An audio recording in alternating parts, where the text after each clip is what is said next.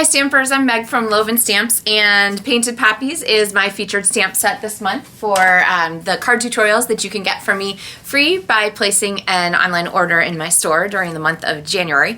And if you saw my DSP card base on Painted Poppies, then this is the level 2 DSP card base. So this one is a DSP card base window card, and there's some really cool things about this paper that make it absolutely perfect for doing with this designer series paper. And not only is it a window DSP card base, but it's also a pop-up card inside. So I'm going to give you some tips on making this really cute, sweet, and relatively simple pop-up card. So grab your stamps and let's get stamping. Okay, so this designer series paper is really cool. So unlike a lot of the others that you'll see, this one actually has two different versions of the same pattern. So you can see that if I turn my paper this way, this side, it's right side up, but then up here, it's upside down. But if you are making DSP card base cards, this could not be more perfect. Like, thank you, Stampin' Up, for making this paper so that this project works so well. Because what I'm going to do is go ahead and cut 4 inches, a 4-inch swath off of this. So go ahead and cut that. And then what I need to do is I'm going to score this, but I'm going to score it actually in the middle. So if you've seen my other DSP card bases, I often score a DSP card base at 5.5 inches and then at 11 inches, or 1 inch from the end. But this one, because of our pop-up, is going to be just a little different. So you can look on my blog for the information, or you can easily just follow the directions here. So I am going to score this at 6 inches, which is going to be right in the middle. And then I'm going to score it on both sides of that point. 1/2 inch to both sides. So I'm going to score it at basically 5.5. Okay. And then at 1/2 inch past. And instead of extending my arm, which I could do, I'm just going to flip it around and score it at 5.5 on this side. Okay. So now what I have is my card base with 3 lines down the middle. Okay. So if you think about it, this is going to pop up in the center, and then I'm going to fold my front up and my back up. And so now I have this little W fold. Here, there's the W. Can I see it? Or an M upside down. Woohoo, M. That's a good letter for me. All right, so I have my M or my W fold. And then in the front of my card, I need a place to have my peekaboo.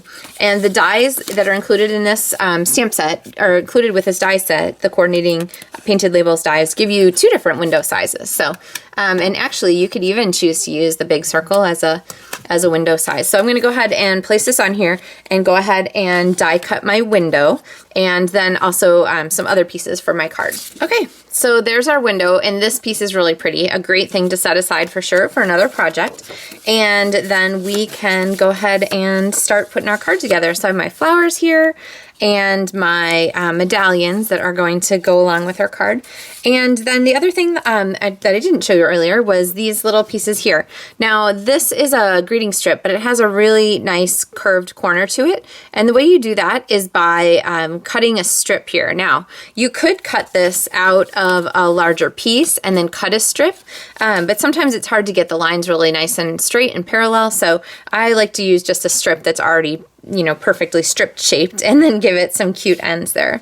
So we're going to use our Sending You Good Thoughts stamp set, and we're going to go ahead and stamp Sending a Little Something with a great big wish for happiness. We're going to put that on our card. This stamp set is one of the things that you can get for free during celebration, so a really great thing to add to your stamping collection. It's a great greeting with words for inside and words for outside. So, oops, that's not our inside. I have my inside layer cut here, and I'm going to put great big wish for happiness right there. And I just realized when I did my original one, I kind of placed that where it was going to be hidden. So, well, we'll see. We might have to readjust our pieces here so that our things might cover that. Or actually, you know what we're going to do? We're just going to flip it over, and we're going to go ahead and pay more attention to what we're doing here with placement. So I'm going to open the card and look at the inside. So my window here is going to be covered up partly with my flower. And so when I put this on here, then what I can do is I can go ahead and put my greeting kind of behind that or up to the corner. So I think I'm going to go with right behind here. And so that is going to go, let's see, put this right here. That is going to go here, and where did my greeting go? Take this out of the way and then just go ahead and do this right there. Okay, there we go, much better placement. So that's going to be hidden for our thing. And then let's go ahead and stamp some flowers. So I'm going to add my flower here and another flower here. And then I'm going to go ahead and add a couple of leaves. So we'll go ahead and pop one of these here, maybe one of these down here. And let's see, maybe we'll just go ahead and add one more leaf right there across the middle. Okay. All right, so now that looks a little crazy there, but once we get some color on it, that's really going to come together. So I'm going to take my Flirty Flamingo and I'm going to ink this up, and I'm going to stamp a little bit off the edge here and a little bit on. So our smudge is a little bit bigger than what the size of the flower is, but that is perfectly okay. I kind of like that effect. And then I'm going to do the same here. And then we have a smaller smudge, which is this little guy. And I'm going to ink him in Old Olive and go ahead and stamp that a couple times on each of our little leaves. I kind of like the point to go out there. Okay, so that's going to be the inside of our card. So we can go ahead and attach this, and you're not going to tell anybody, right? Placed right there in the middle, and then we're going to go back and work on the front of our card here. So I have my die cut flower, and I'm going to place this here so that this sort of extends our space just a little bit to give us a little bit more leeway. So I've got my my Poppy Parade layered behind the edge here, and I'm going to pop one of my leaves kind of in between here. And what that's going to do is it's going to extend across the hole and give us a little bit extra stability also for our pieces. So I've got this. I'm going to grab my Stampin' Dimensionals and pop one of these over the stem, which is one of my favorite ways to just make that easy. Now remember, you want your adhesive not to show on the back because this is something that's going to be open layered in the card, so you don't want that to show out the back. Okay, which means when I attach this here, what I want to do is go ahead and put my dimensional right on the edge of the green part here, so I've got that stuck down, and I'm going to go ahead and pop my greeting or my flower on top of that. And then we have, see how the leaf attaches here to the other side? So I actually have mini Stampin' Dimensional, which are the teeny ones that came out more recently, and I'm going to pop one on the back of our leaf and pop that across there. Okay, so now we have just a nice stable piece for the front of our card.